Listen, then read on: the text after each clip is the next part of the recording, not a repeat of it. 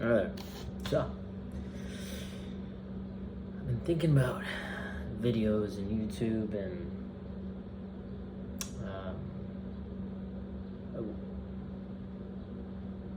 what do people want to see, you know, or what adds value, what's clicking, you know, and as I looked in the search pages, I've been thinking about philosophy of building and architecture.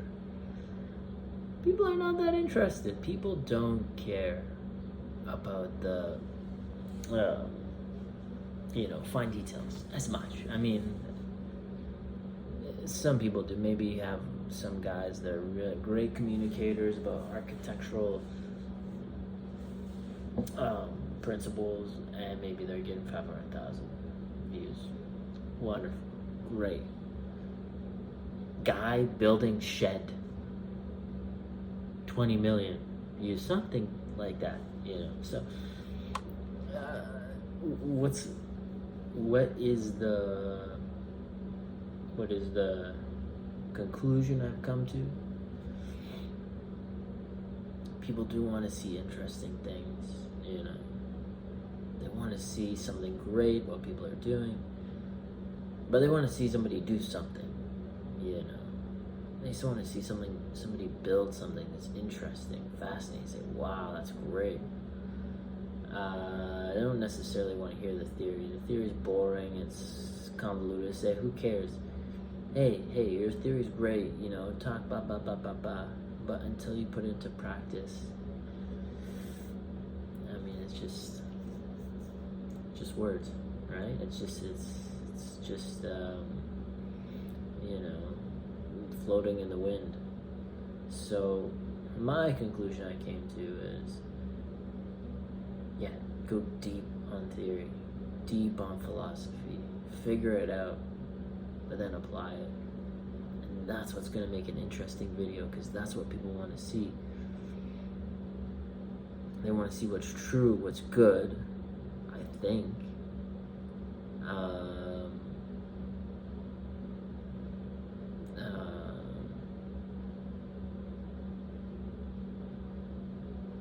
The only thing that popped in my head is the negative.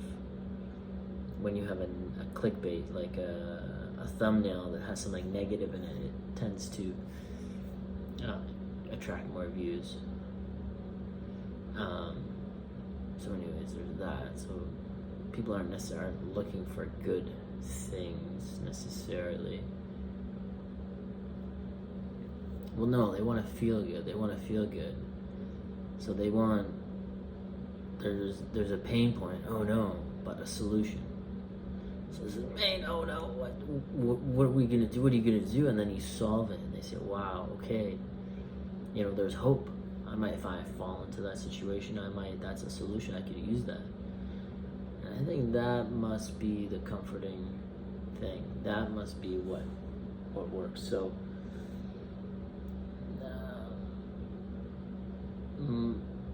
my goal in life is to become a great builder. Build great. And part of that journey will be to document that. No, I'm starting to talk not my own words, but something I heard. So let me see if I can stay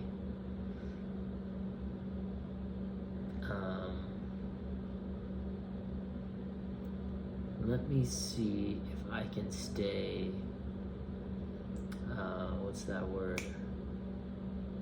Authentic. My own authentic thought. What's my own authentic thought? The truth that I've come to through deliberation, as opposed to parroting something that I heard. What's the truth?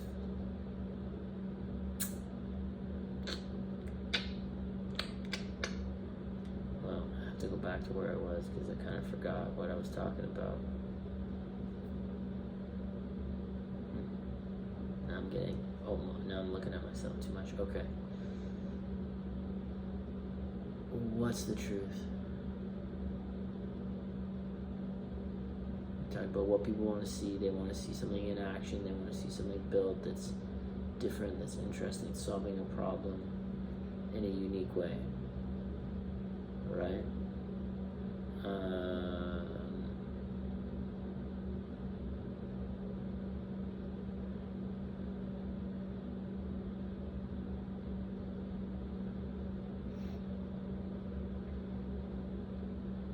And then the next thing is so we think of a deep building philosophy. What's the building philosophy? You make it as good as you possibly can. You make it as efficiently as you possibly can. You don't over-engineer it. You build to last. What else? You don't sacrifice on beauty. You make it beautiful. You know, make it as beautiful as you can. You manipulate those materials to make them good. You glue, you screw, you know, because you want things to be tight and strong. You build well, and you build to last for hopefully 50 plus years. You know. Can you build? Yeah, of course you can build for 50 plus years. So, where does that lead us? Where does that lead us?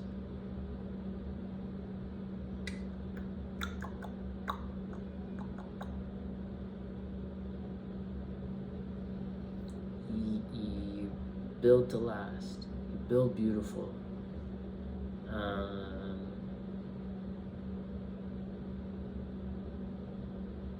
What else? You know, details matter. Those little details are what's gonna take a project to the next level, right? And you gotta get those details right. It's not easy. So you have to have skill. You gotta be a craftsperson. You can't be a 2-bit guy. I mean, you can be, but if you're gonna do it right, you're gonna do it 3-4 times till you get it right. So it's, that's the learning curve. That's part of it, So what's the building philosophy? You make it good. You make it beautiful.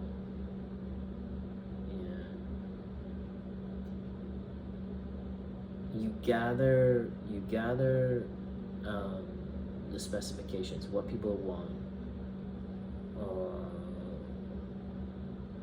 and then what does the building want, And then you need feedback, from someone who's a designer, has a good eye, to tell you if you're on the right track.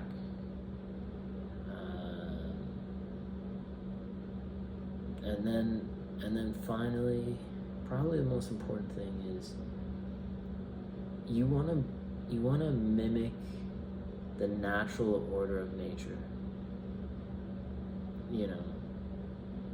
If you look at nature, you are going to see a symphony of order and balance and symmetry, like just a certain kind of wild perfection in the way that things grow.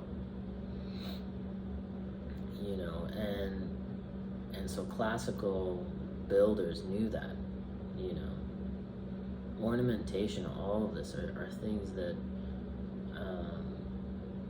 pay respect to nature and to God, a creator of order.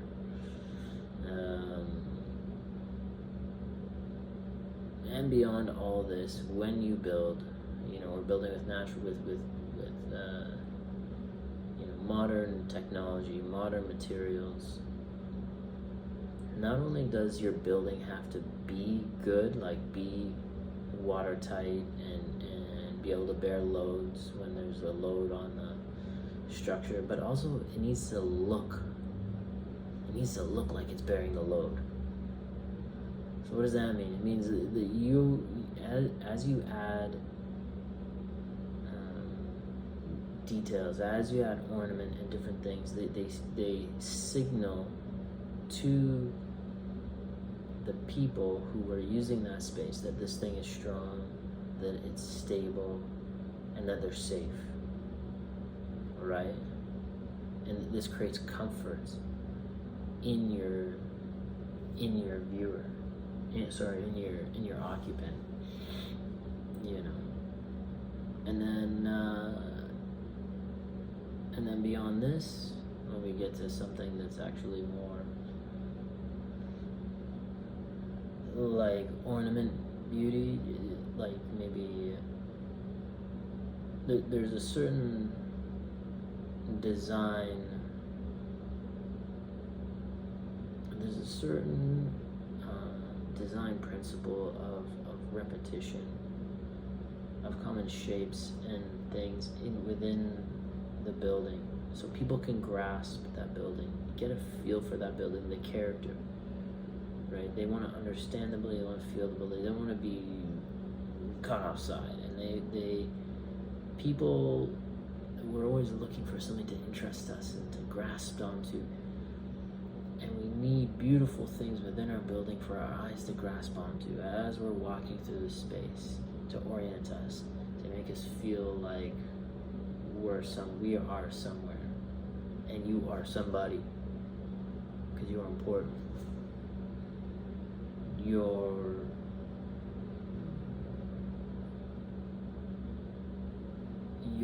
a unique individual, and this is what good buildings do. They remind you of who you are.